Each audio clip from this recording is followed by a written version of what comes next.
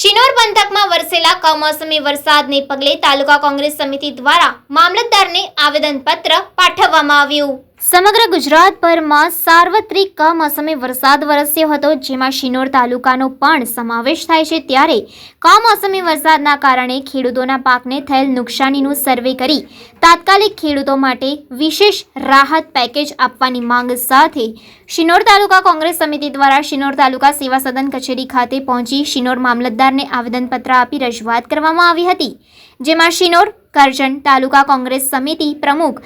અમુલભાઈ પટેલ, પિન્ટુ પટેલ તેમજ પૂર્વ શિનોર તાલુકા કોંગ્રેસ સમિતિ પ્રમુખ ભૂપેન્દ્રભાઈ પટેલ, મયુરભાઈ પટેલ સહિત કોંગ્રેસના હોદ્દેદારો, આગેવાનો સાથે કાર્યકર્તાઓ ઉપસ્થિત રહ્યા હતા। કારણ એટલા માટે કે અમારા જે પ્રમુખશ્રી છે શ્રદ્ધાને માણવાવાળા છે, એટલા માટે 2 દિવસ પહેલા જ્યારે એમને આ જાણ્યું કે વરસાદનો અને આ જે માહોલ છે એને લઈને સરકારશ્રી તો પછી સાંભળશે, પણ પહેલા કુદરત સાંભળતી હોય છે, ભગવાન સાંભળતા હોય છે। એટલા માટે પોતે ચાલતા જઈ અને વરતાલ બધા લઈને આવ્યા હતા કે વહેલામાં વહેલી તકે આ ખેડૂતોને જે અત્યાર સુધીને મળ્યું નથી એના માટે વહેલામાં વહેલી રાહત મળે, એના માટે અત્યારે 2 દિવસ પછી આવ્યા પછી એમને આવેદનપત્ર આપ્યું છે। શું મુદ્દાઓ છે તમારા આવેદનની અંદર એવું છે કે કરજણ તાલુકાના